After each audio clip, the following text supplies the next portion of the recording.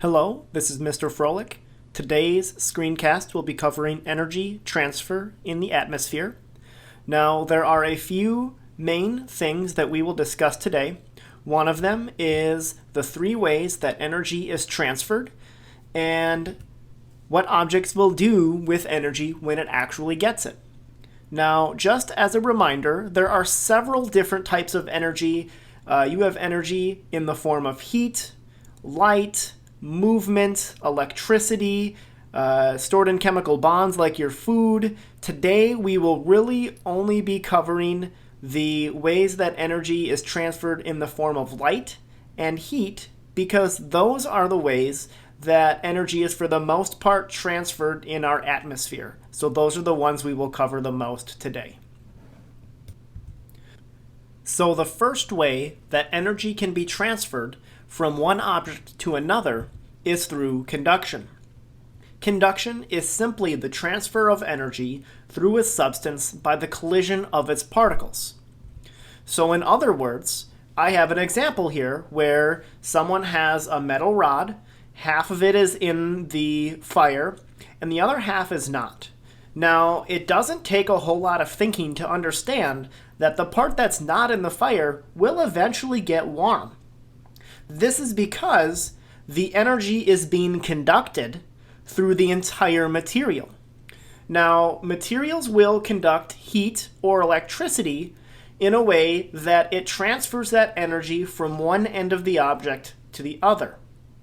You can visualize this process by imagining the atoms inside of the material.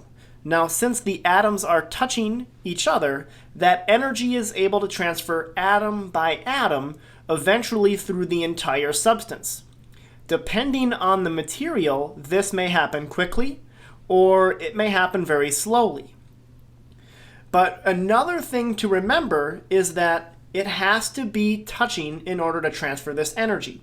So in other words, even though the part of this material that is not in the fire will eventually get warm, as will the handle that's touching it, and it will eventually burn the hand of whoever's holding it.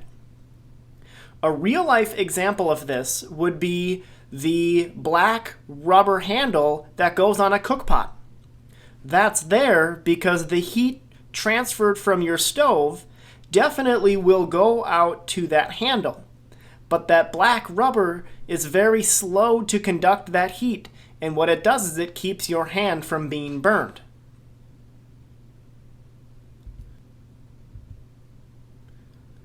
Now, the second way that energy is transferred from one object to another is in the form of radiation. Radiation is energy in the form of electromagnetic waves, which is a fancy way of saying light, as it travels through space. Now, light usually is something we describe as something we see. But in reality, light can show up in many different formats. For example, heat in the form of infrared. You can have ultraviolet light. You can have microwave light. The radio waves that we use for radio stations are a form of light. They are all some type of radiation that travels from one location to the other. Now, an easy example of this would be a light bulb. Now, we think of a light bulb as something super simple, but in reality, it's actually emitting radiation. Not dangerous radiation, but radiation in the form of light or heat. And what happens is that radiation will travel from the light bulb to whatever object is in its way, and it will give that radiation to that object. So in the form of visible light, that will give light to a room and allow you to see objects. Now, there are a few basics when it comes to the transfer of energy through radiation, and that is when you are transferring energy through radiation, you do not need to have atoms or any material in between them. So in other words, this is how the sun gives Earth energy. You also do not need to be touching that object. You can be billions of miles away and still receive that energy. So like we said, the sun is constantly giving the Earth several different forms of radiation, mostly in the form of heat and visible light, but there are all others that come with it. An example of something you use every day that uses radiation would be a microwave. Now, when you place something in the microwave is hitting it with a certain type of light designed to warm up your food.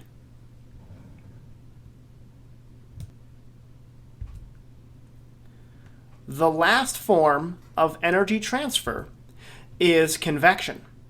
Convection is the circulation of energy by the movement of particles through a volume of fluid like a gas or liquid. So this can be visualized by having a scenario where you have the sun and the ground with some air around it. Now what happens is when the sun is shining on the ground, certain parts of it will warm up. Now, if you recall, warm air will rise, and eventually this warm air will rise and expand and cool and sink back down.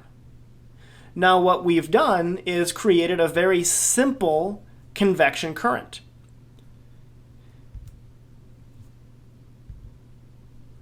This is very similar to the convection that we described in the mantle, where heat from the core is sort of bubbling up through the layers of rock and transferring its energy in the form of movement, creating plate tectonics and continental drift.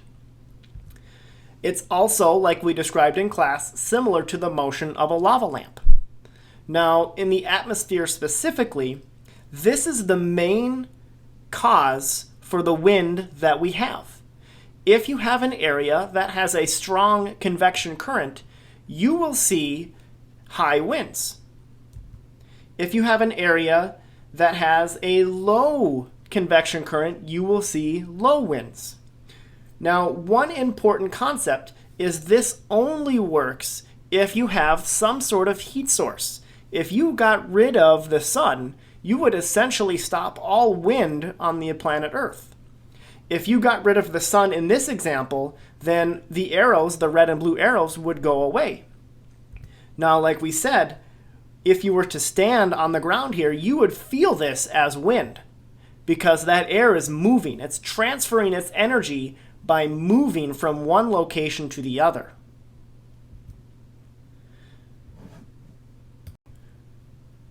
The last thing that we are going to describe with this screencast will be what energy can do when it actually reaches an object.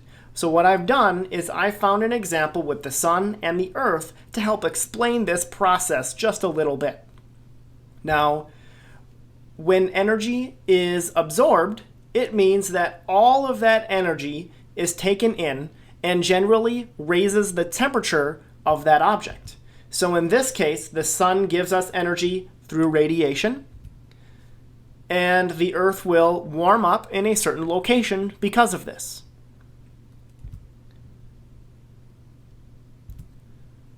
Next, energy can be reflected. So in this case, energy being reflected is directed away from the object, and there is no change in temperature. That energy never actually is brought in by that object. So in this case, that energy is just bounced back in a different direction like a mirror. And then lastly, your energy can be transmitted, which means it will either spread out across that object through conduction, or it can transfer to another object through radiation, convection, or conduction by touching another thing. So in other words, there are three basic ways that your object can handle energy. It can be absorbed by taking it all in, it can be reflected by bouncing all of it back, or it can transmit, which means it chooses to hold on to it and give it away at a later time. Now, each of these, by definition, says that it's supposed to be all or nothing. But in reality, most of the time, there's a combination of these three things going on, which means some of that energy is absorbed, some of that energy is reflected, and some of that energy is transmitted inside of the atmosphere. And this is one of the reasons that it's very complex to understand what goes on with a weather system. Now, this will conclude the screencast at this time. If you have questions at all, feel free to ask me through Schoology or Google Meet. I hope that you found this helpful. Thank you for watching.